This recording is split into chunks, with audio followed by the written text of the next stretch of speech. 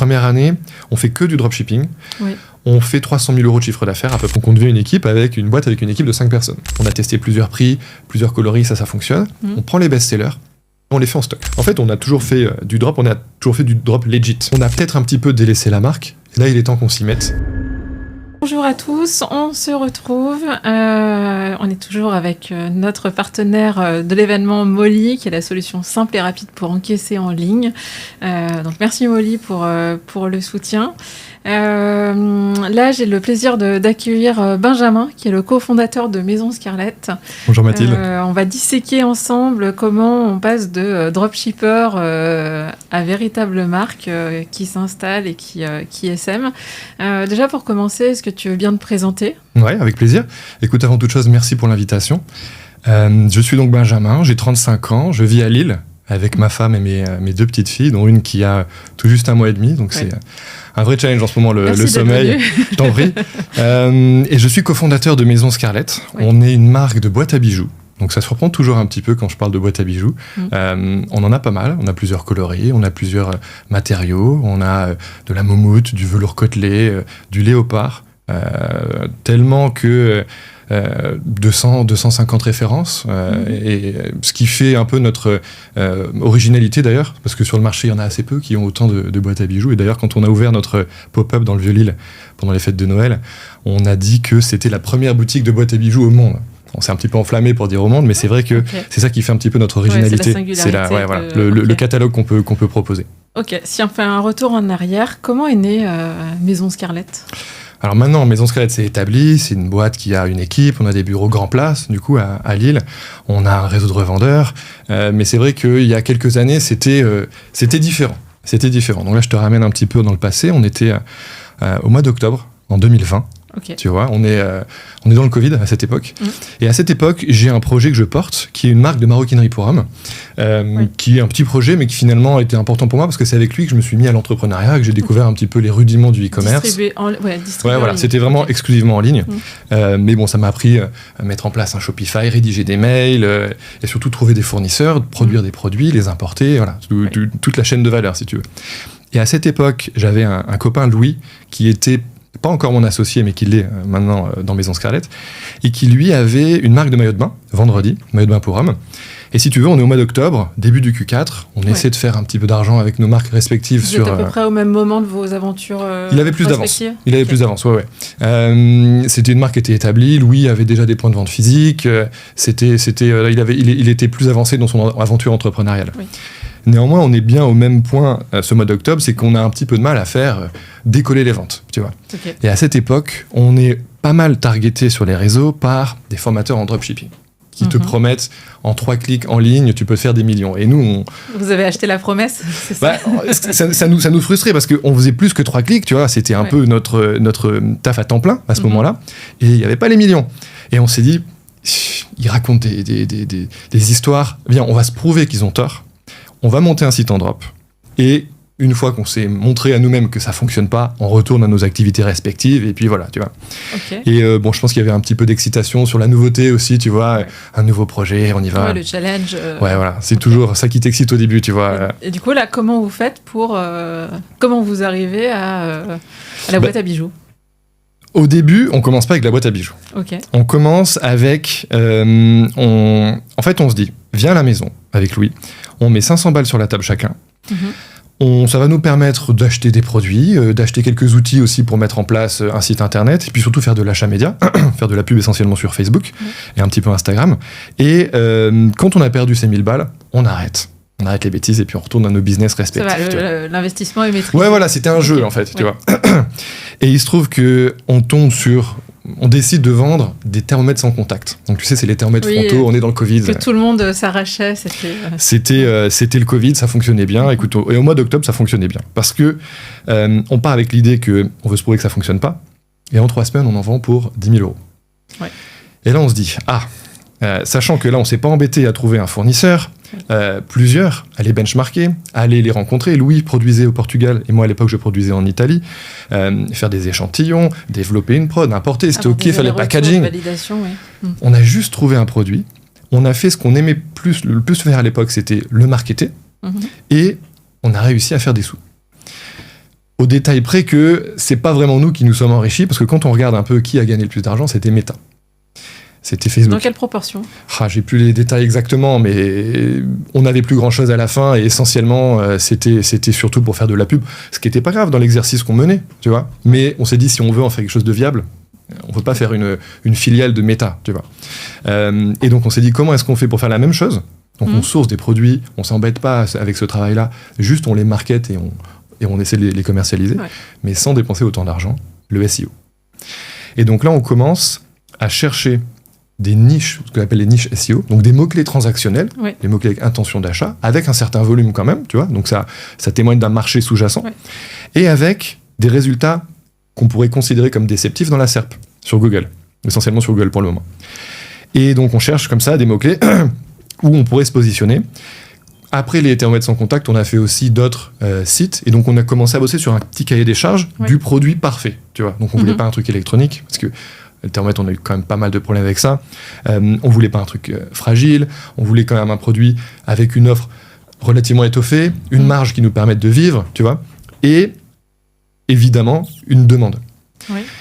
On a des outils qui existent qui permettent d'identifier les grosses. On trouve quelques niches comme ça, on étudie les accessoires pour cheveux, pas mal. Donc tu vois, chouchou, headband, serre-tête, panier moyen, pas ouf. Donc du coup, on met ça de côté. Les nains de jardin, il y avait un vrai truc. Gros volume aussi, assez peu de concurrence, tu vois. Moins facile à expédier, non ? Ouais, c'était ça le problème. C'est pas non, mais après, ça reste quand même des gros produits. Casse, peut-être, c'est fragile, c'est volumineux. Donc là, en termes de marge, c'est compliqué. Et puis, même si j'assume le côté un peu opportuniste et j'étais prêt à aller dans une industrie pour laquelle j'avais pas trop d'atomes crochus et je sais que je pouvais développer peut-être une passion, les nains de jardin, c'est assez loin de mes passions actuelles. Et puis même, c'était éloigné du business que tu avais à l'époque. Ouais, ça, on était OK. Tu vois, on était OK avec l'idée de changer complètement. Mais bon, nains de jardin, quand même. Il y avait les verres à spiritueux. Ça, on était allé assez loin dans le sujet, tu vois. On était même allé jusqu'à déposer un nom de domaine. On avait appelé ça Whisky Club. Et problème, c'est qu'en fait, il y avait offre pléthorique en Chine, notamment. Il y avait de quoi faire aussi pas mal de contenu SEO. Donc, tu vois, l'idée, c'était aussi de nourrir ça avec des articles de blog. Alors là, tu mets toutes tes recettes de cocktails. Comme on était vraiment essentiellement avec une stratégie, on voulait faire du SEO, on s'était pas cassé la tête sur c'est comme c'est un produit avec de l'alcool, peut-être qu'on va avoir du mal à faire du paid. C'était pas trop le problème, mais on s'est rendu compte qu'en fait, pour les marges, ça tenait pas la route. On était obligé de faire 3, 4, 5 fois plus cher que ce qu'on trouvait dans le commerce classique. Même si, encore une fois, on savait que notre acquisition, c'était essentiellement Google, et là, on considérait qu'il n'y avait pas encore de concurrence. On essayait de anticiper un petit peu. En gros, tu cherches le produit sur lequel il y a un volume de recherche, mais sur lequel tu vas peut-être être relativement seul finalement à monter. On voulait que ça coche pas mal de choses. Les verres et les spiritueux, il y a plus de concurrence. Tu as aussi la concurrence des distributeurs sur Amazon. Que tu as peut-être moins aujourd'hui, ou que tu avais sans doute moins à l'époque avec les boîtes à bijoux. On l'a aussi, mais pareil, ça nous fait pas trop peur parce qu'on se dit, la personne qu'on va aller choper sur Google, même si évidemment Amazon est aussi sur Internet, c'est pas le même cheminement, tu vois, c'est pas le même parcours utilisateur. Donc on considère que c'est pas vraiment de la concurrence. Donc là, vous identifiez que les boîtes à bijoux, c'est intéressant. Ça coche tout. Ça coche tout. Vous faites quoi ? Vous cherchez des fournisseurs Écoute, là, on est début 2021, et là on se dit, donc à cette époque, moi j'arrête vraiment ce projet, le projet précédent de maroquinerie, et je me dis, si jamais les boîtes à bijoux ça pousse pas comme prévu, il me reste 1 an de chômage à peu près. Si je taffe bien le site, en 3 mois je peux savoir s'il y a de l'attraction ou pas, et donc j'ai 4 essais, tu vois. Je commence avec les boîtes à bijoux, on verra bien ce que ça donne. Et la stratégie SEO, elle était un peu barbare, mais j'ai commencé par faire la liste de toutes les longues traînes. Et donc, je les ai, on va dire, structurées selon une arborescence, selon des silos. Et donc, j'avais, par exemple, des boîtes à bijoux selon les matériaux, boîtes à bijoux en velours, boîtes à bijoux en bois, boîtes à bijoux en verre. Et toutes les longues traînes, je crée une fiche produit. Je cherchais un produit qui cochait le plus le descriptif, sur AliExpress en l'occurrence, et je crée une fiche produit. Du coup, ça donnait des noms un peu à la con, tu vois, du genre petite boîte à bijoux en cuir bleu pour petite fille mignonne. J'exagère un peu, je caricature, mais il y avait quand même... Alors, combien de fiches produits tu avais et combien de fournisseurs tu avais avec cette stratégie-là ? On est monté à 800 produits. On devait avoir 500 fournisseurs, quelque chose comme ça. Fournisseurs / trading company, tu sais, des fois, c'est pas nécessairement... Tu deals pas en direct, mais il y avait 500 interlocuteurs.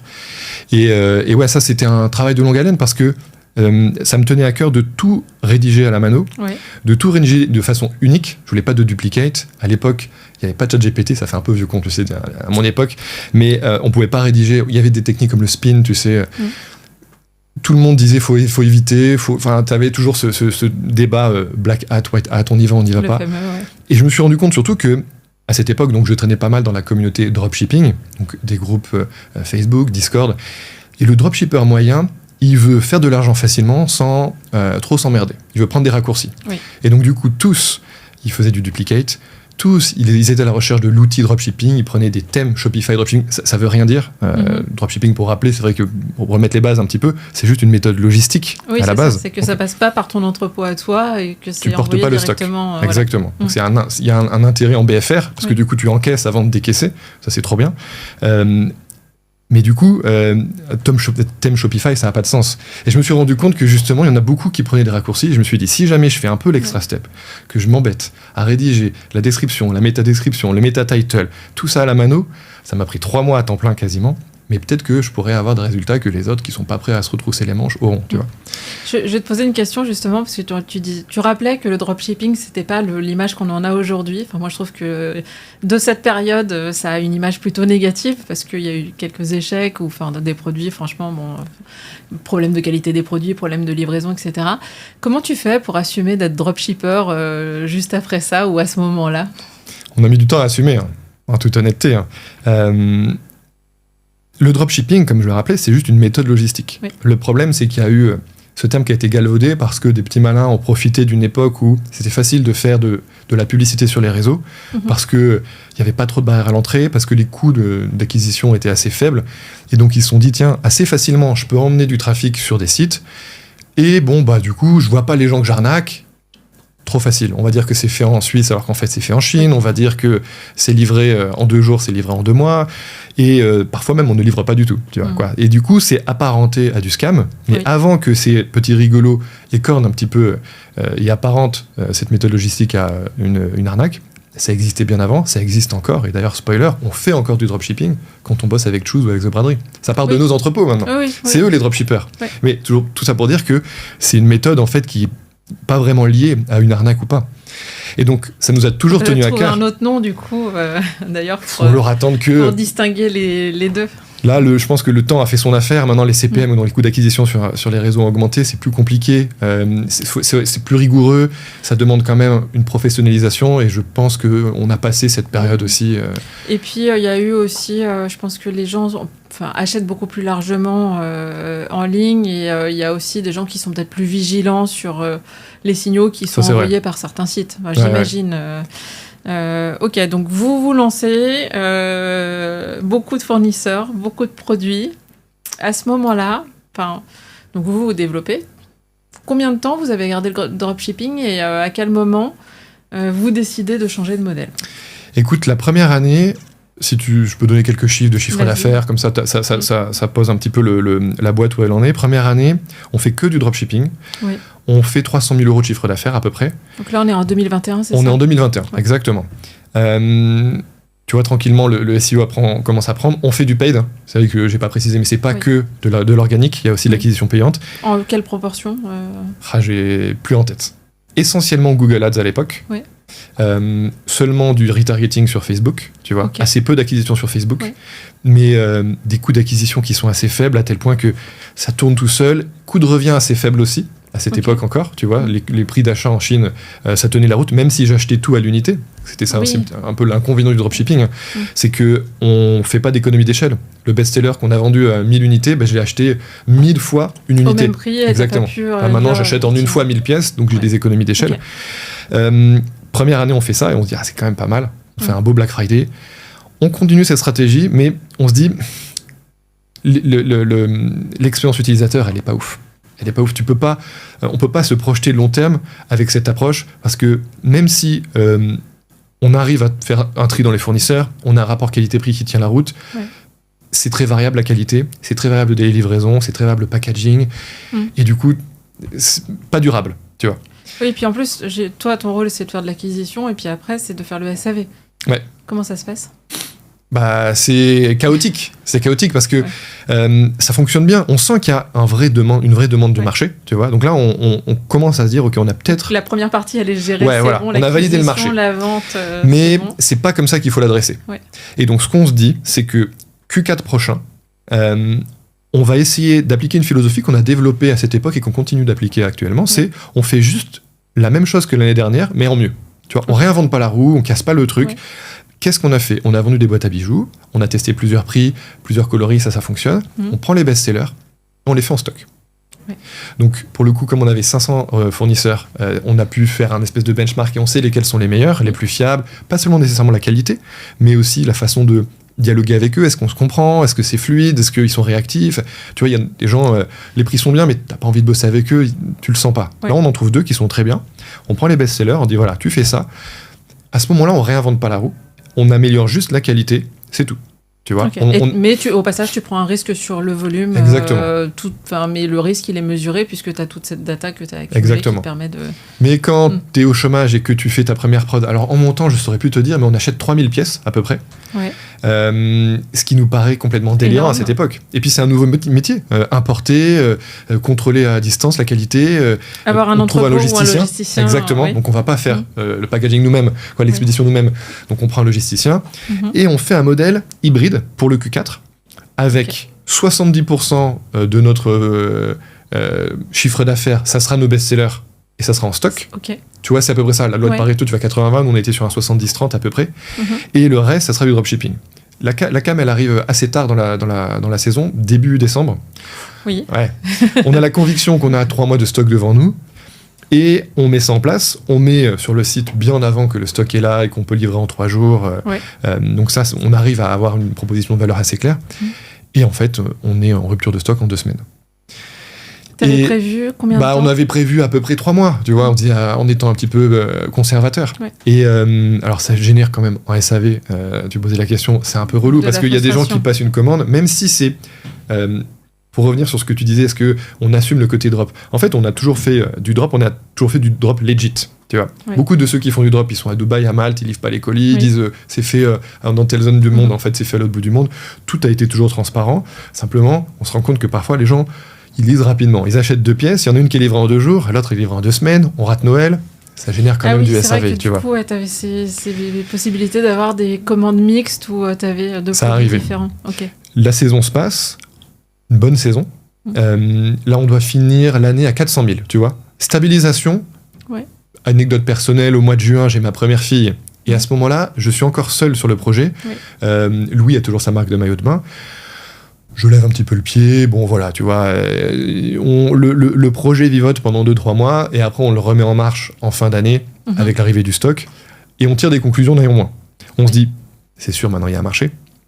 Avec du stock, c'est pas du tout la même chose. Les marges, c'est pas du tout les mêmes non plus, tu vois. Alors, évidemment, il faut qu'on s'en merde un peu à contrôler, trouver les fournisseurs, la importer. Proportion, enfin, si tu as le chiffre en tête et que tu veux bien le partager, quelle est la marge que tu as en dropshipping versus la marge que tu as aujourd'hui sur tes produits ? Je saurais pas te dire. Je saurais pas dire la comparaison, mais c'était difficile de tenir une rentabilité et de scaler en dropshipping, parce qu'en plus, les coûts de revient avaient augmenté. Nécessairement, ça implique aussi un taux de retour plus élevé, donc ça a un impact aussi sur ta marge. Donc, c'était sans commune mesure. 20-30 points d'écart. C'était tu vois, c'était vraiment... surtout qu'encore une fois, c'était le volume qui changeait tout. Alors, 3000 pièces, on n'a pas eu des prix complètement délirants. Oui, après, tu as des frais aussi associés ici que tu n'avais pas... Là, maintenant qu'on commence à avoir des vrais volumes, on peut aussi amortir les frais fixes, parce que quand tu fais une importation, plus tu as de marchandises, moins la pièce, ça te coûte cher, tu vois. Donc là, ça commence à être vraiment intéressant en termes de marge. Mais à l'époque, déjà, ça se sentait bien. Mais là, avec Louis, on se pose. Donc là, on est fin 2022. Et on se dit, drop, faut qu'on arrête. Et vends ta boîte. Louis commençait un petit peu à en avoir marre aussi de son côté. Monte au capital. Donc on fait une augmentation de capital, prend 50% de la boîte. Et on met en place une roadmap pour qu'on quitte le drop. De façon crescendo. Parce que le drop, c'était 2 choses. C'était déjà 30% de notre chiffre d'affaires. Alors tu vas me dire sur 400 000, mais à l'époque, tu vois, tu te dis, tu vois que tu craches pas dessus. Couper 30%, c'est une décision, Et c'était aussi bonne partie de notre acquisition. Parce que du coup, alors j'aurais du mal à te ressortir les chiffres, mais une bonne partie de notre acquisition, c'est de l'organique. On était premiers sur boîte à bijoux. Sur plein de fiches produits. Ouais. On était premiers sur boîte à bijoux, on était premiers sur porte-bijoux aussi, qui est un gros mot-clé en France. Et là, du coup, on fait le choix de se dire, il faut qu'on arrête le drop.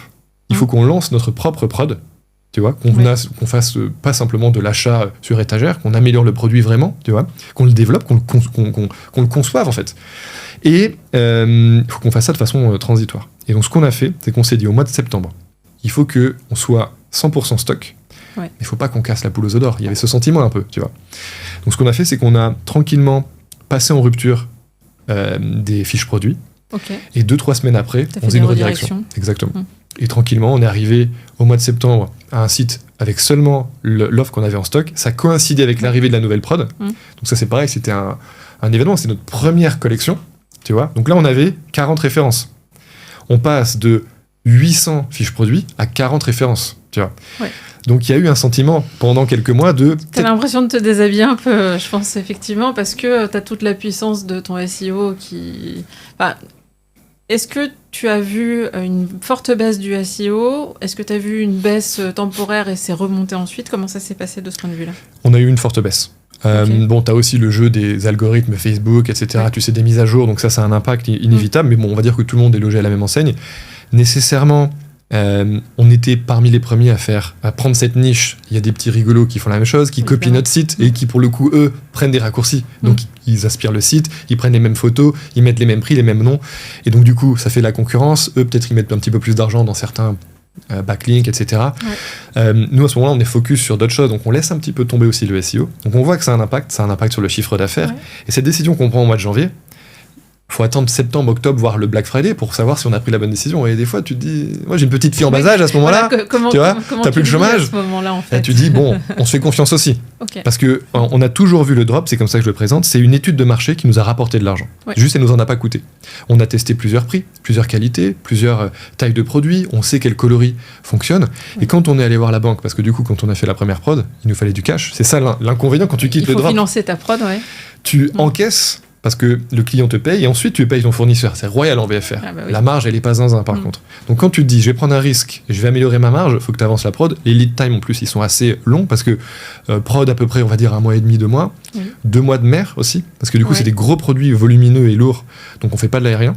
Parce que ça coûterait beaucoup trop cher. C'est 3 fois le coût de revient, ça n'a pas de sens, tu vois. On peut le faire très ponctuellement sur des tout petits produits qui sont très légers, nous, ce qu'on appelle les boîtes à bijoux de voyage. Mais le modèle best-seller, qui est le modèle avec un tiroir, des rangements, là, c'est une boîte à chaussures, tu vois, une boîte, donc en termes de place, que tu importes vide. Tu vois, quand tu importes des chaussures, c'est rempli. Là, c'est une boîte à chaussures, tu vois. Donc, 2 mois de mer, donc le temps il faut de du cash, réceptionner, etc. Mais quand tu vas voir le banquier et que tu lui dis, voilà, le BP, business plan, et ça sort pas du chapeau. On sait les coûts de revient, on sait les prix de vente, on sait les volumes. Voilà aussi la taille du marché parce que Google, voilà l'historique parce que ça fait 2 ans qu'on fait ça. Du coup, on arrive à sécuriser un petit prêt. Tu vois. Et là, on apporte 20 000 boîtes. Ouais, c'est ça. On apporte 20 000 boîtes à bijoux pour notre première prod.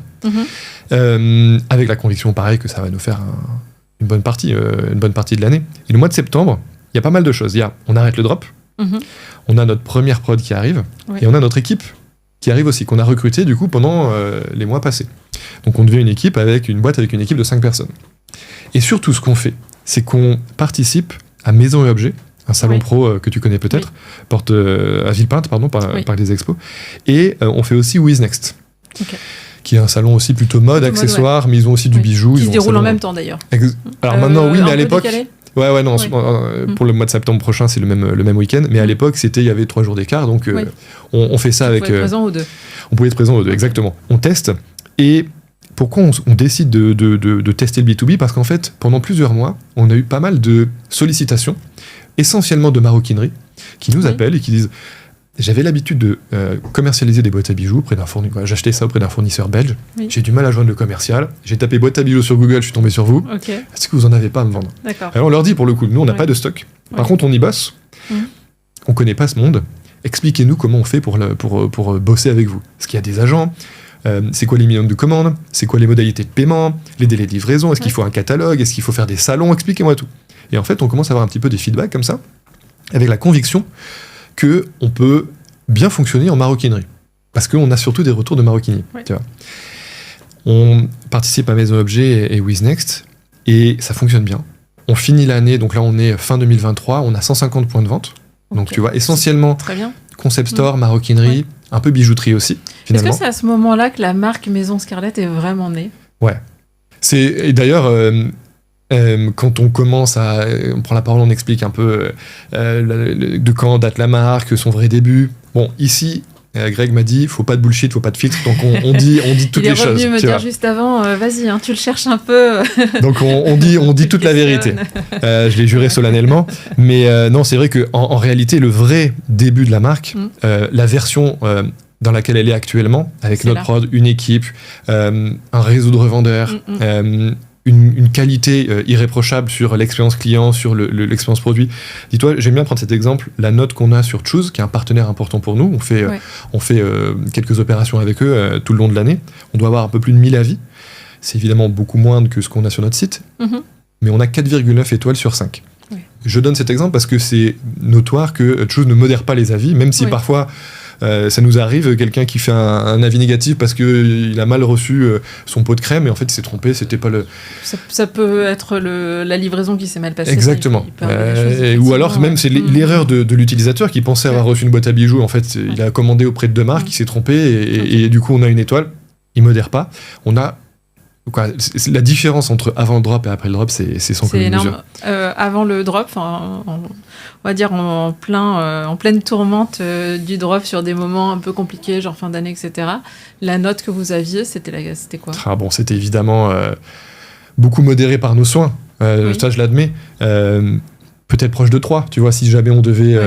En fait, le problème, c'est que si on avait du temps devant nous, que la personne, elle avait passé sa commande 2-3 semaines avant l'occasion, l'anniversaire, Noël, c'était souvent très positif parce que, pour le coup, on avait fait un bon taf auprès des fournisseurs qu'on avait bien listés, et le produit, il plaisait, il était au bon prix. Pour le coup, on avait testé plusieurs prix.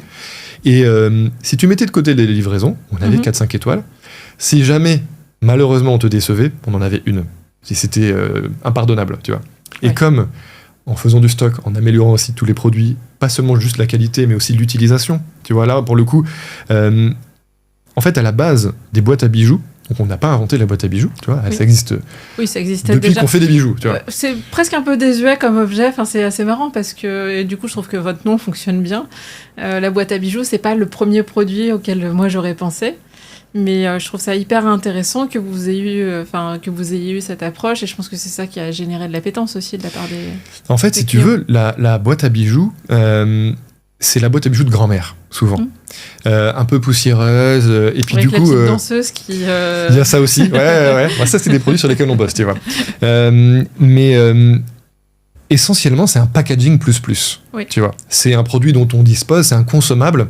Et d'ailleurs, les fournisseurs avec qui on bosse, ce sont bien souvent des fournisseurs de packaging. Oui. Les boîtes à bijoux, assez souvent, sont en carton un petit peu solide, avec la volonté que normalement tu l'utilises, et puis si à un moment ça prend de l'humidité parce que tu l'as mis dans ton sac pour aller à la plage, tu la jettes, et puis voilà.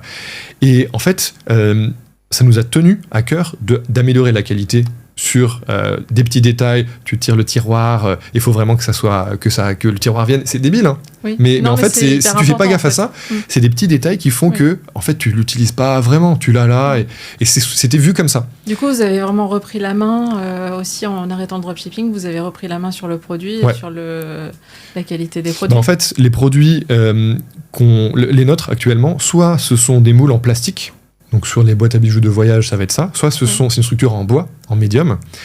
Donc c'est une vraie volonté, plus lourd. Ça coûte plus cher à produire, ça coûte plus cher à importer, tu vois.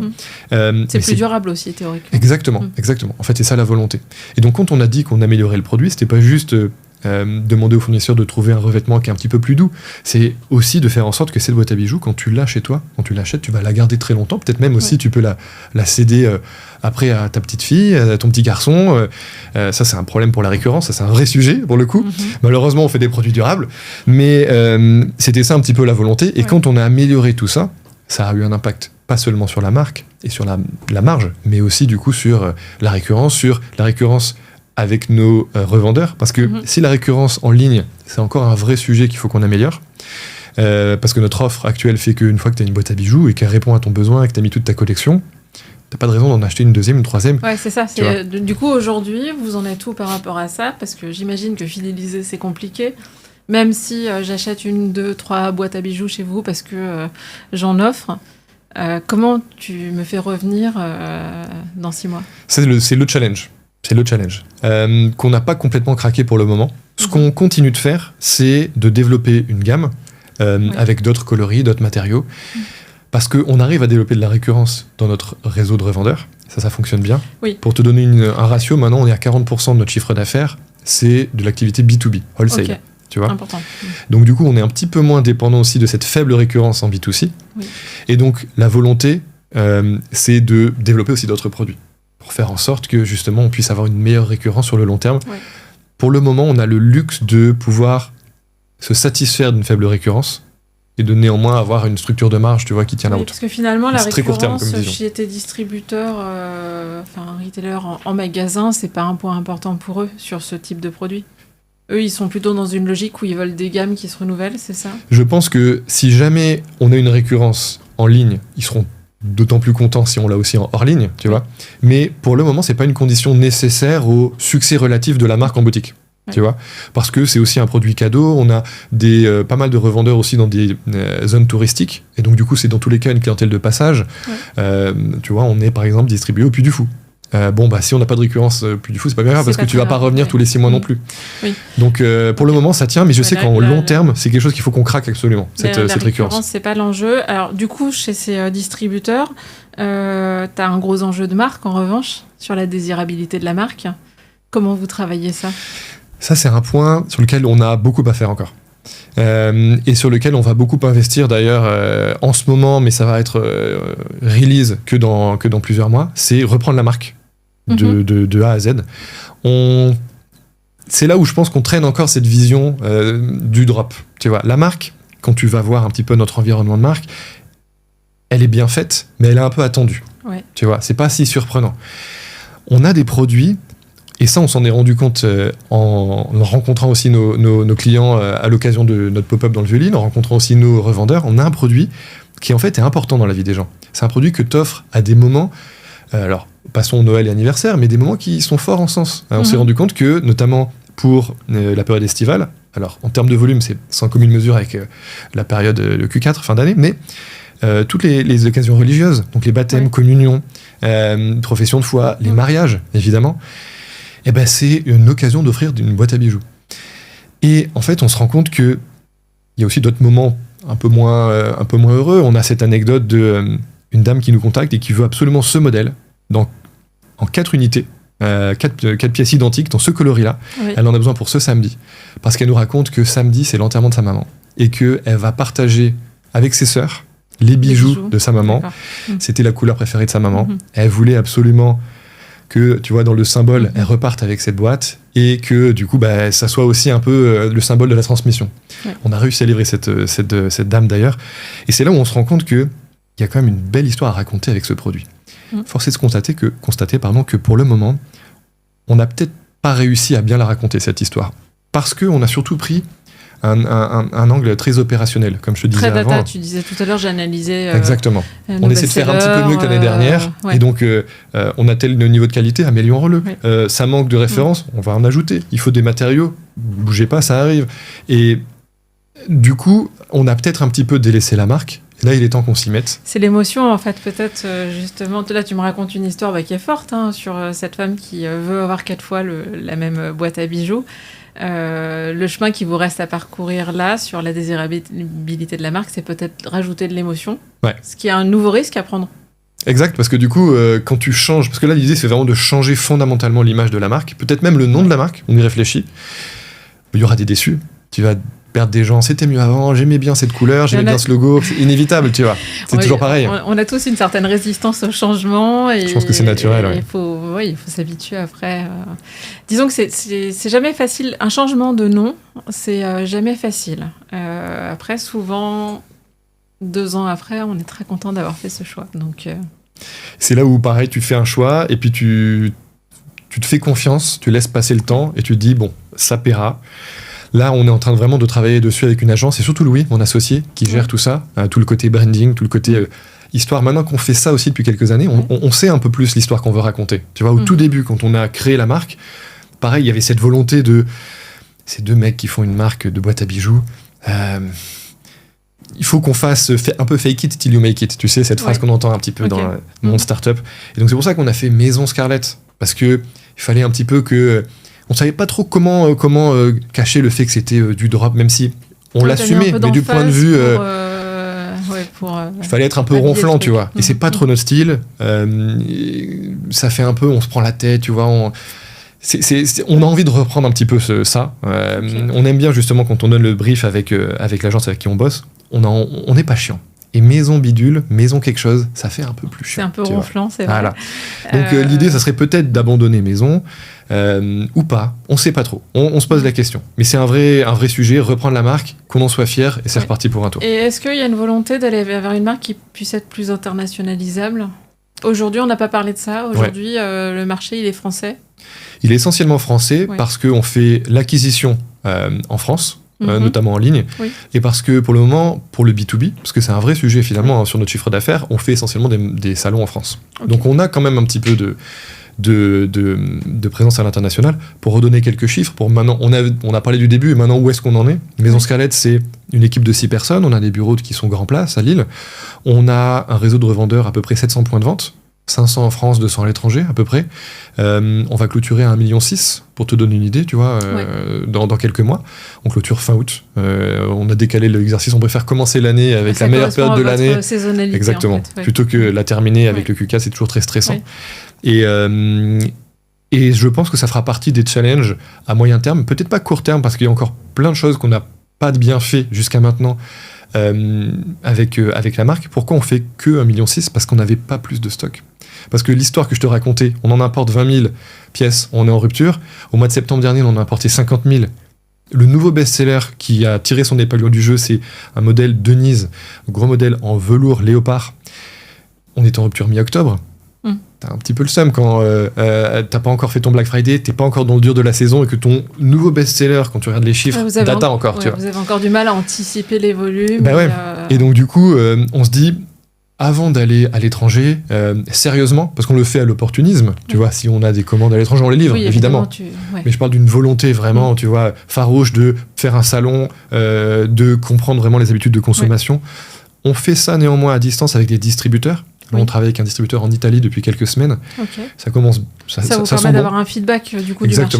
Exactement. Avec beaucoup moins de risques, parce que c'est lui qui le porte, pour le coup. On fait pas du dépôt-vente, c'est lui qui passe une commande. Alors, il y a évidemment une marge beaucoup moins intéressante, parce que lui, il faut aussi qu'il marge à son tour.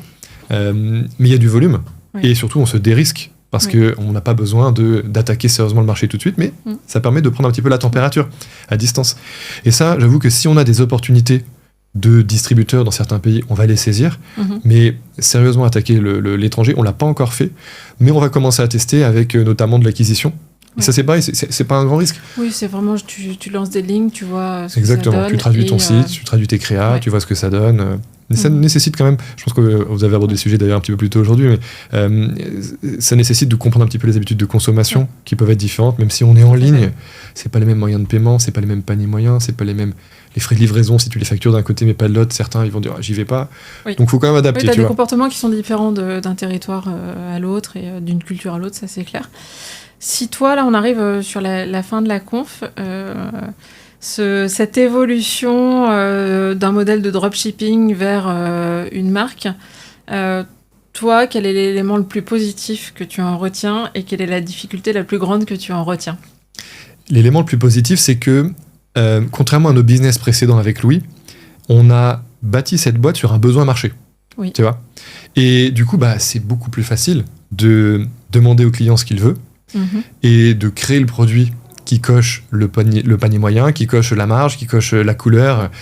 Donc c'est très data-driven. C'est là où ça manque un petit peu de saveur aussi dans la marque. Mais les marques qu'on avait avant avec Louis, c'était des marques qu'on avait imaginées dans notre tête.